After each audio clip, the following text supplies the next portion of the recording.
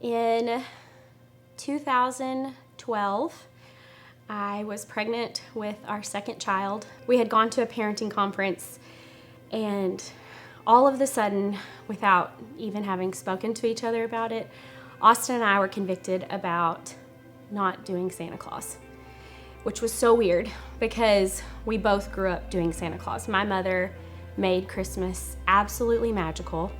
She was a single mom who just put so much love and intentionality and care into making Christmas magical and beyond what we could even fathom as possible, because that wasn't kind of how we lived. It was the greatest treasure to me, and for my whole life I was so excited to do that with my kids. And so all of a sudden we had these odd convictions about not doing Santa Claus. So we went to the conference, and this man, we sought him out and we just asked him, like, what do we do with this? We want to honor our parents. He said, I don't know what to tell you other than if God is calling you into something, you trust him and you honor it. Little did we know that that child that I was pregnant with was very black and white. He doesn't see gray areas.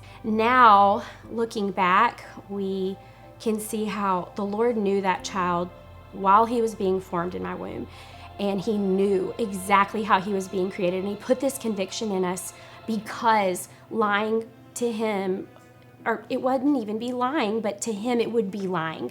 If we lied about Santa Claus, then it would make him question who Christ is. That child, he's 10 now, looked me in the face and said, Mom, I'm so thankful we didn't do Santa Claus.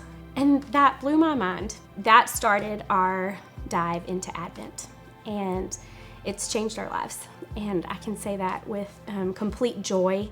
I started looking like Christmas traditions based on Christ and not Santa Claus.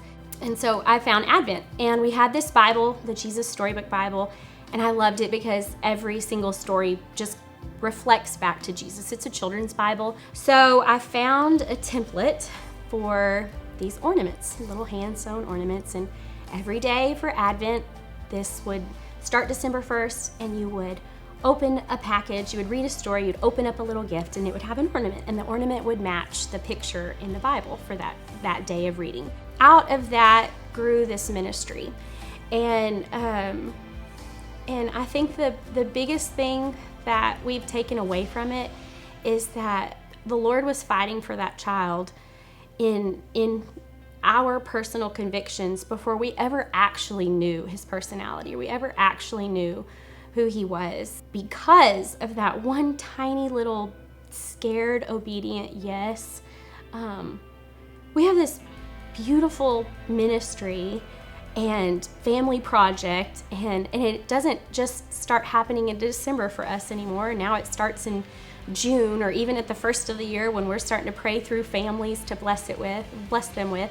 And we're sewing ornaments, on a mission trip to Alaska, sewing them in a church where we're going to ship them back to in a few months, and they get to participate in it too. And what I've learned from it is that if I go into this season with my heart set on Christ, the season is so much richer, and it strips down all of the chaos and the stress and the burden the world puts on it.